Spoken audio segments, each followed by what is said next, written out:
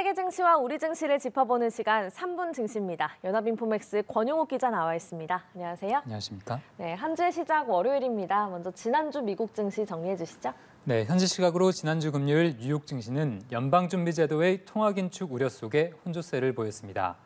마감가를 살펴보면 다우지수는 전장보다 0.39% 올랐고요.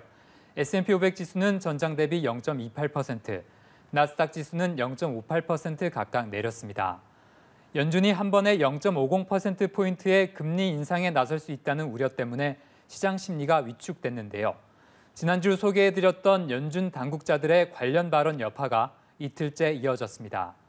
미국의 저명한 경제학자인 레리 서머스 하버드대 교수도 인터뷰를 통해 오는 5월부터는 0.50%포인트의 금리 인상이 가능하다고 말했는데요. 네. 월가 대형은행들의 최종금리 전망치도 점점 높아지고 있습니다. 뱅크 오브 아메리카와 골드만삭스는 모두 올해 3월과 5월, 6월에 각각 0.25%포인트씩의 금리 인상을 점쳤는데요. 이에 따라 기준금리는 올해 5.25에서 5.5%까지 오를 것으로 전망됐습니다.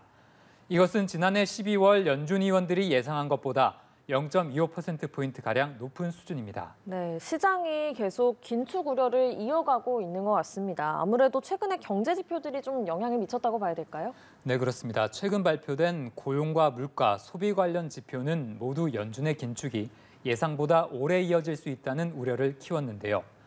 0.50%포인트 금리 인상 등 연준 내부에서 매파적인 목소리가 커지는 것은 이런 지표 내용에 대해 연준도 우려하는 시각이 커졌기 때문으로 볼 수 있습니다. 다만 일부에서는 주식시장이 금요일에도 혼조세를 보이는 등 생각보다 긴축 우려를 적게 반영하고 있다는 분석도 나오는데요. 아무래도 경기 연착륙 또는 경기 침체 자체를 피해가는 노 랜딩에 대한 기대도 이어지고 있기 때문입니다. 한편 지난 금요일에 나온 경제 지표는 침체 가능성을 다소 키웠는데요. 컨퍼런스 보드가 발표한 1월의 미국 경기 선행 지수는 전월보다 0.3% 하락한 110.3을 기록했습니다. 이 지수는 11개월째 하락하면서 단기적인 경기 침체 가능성을 시사했습니다. 네, 주요 기업들의 실적 발표도 이어지고 있죠? 네, 음식 배달업체 도어대시의 주가는 7% 넘게 하락했는데요. 회사의 실적 부진 소식이 악재가 됐습니다. 농기계 업체 디어의 주가는 실적 호조 소식에 7% 넘게 올랐고요. 스포츠 베팅 업체 드래프트 킹스의 주가는 분기 실적이 예상치를 웃돌면서 주가가 15% 이상 급등했습니다. 네, 마지막으로 오늘 코스피 전망까지 짚어주시죠. 네, 지난주 코스피는 미국의 통화 긴축 장기화 가능성이 악재로 작용했는데요. 한 주간 0.75% 내리며 2,451부근에서 마감했습니다.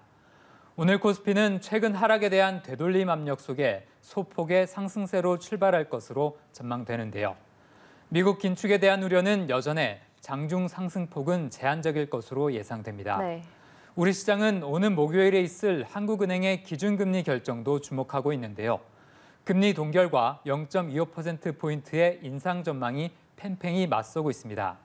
그런 만큼 금통일을 전후해 시장의 변동성이 일시적으로 커질 수도 있겠습니다. 증권업계는 이번 주 코스피 변동폭으로 2,410에서 2,540을 제시했습니다. 네, 알겠습니다. 3분 증시 권용욱 기자와 함께했습니다. 고맙습니다.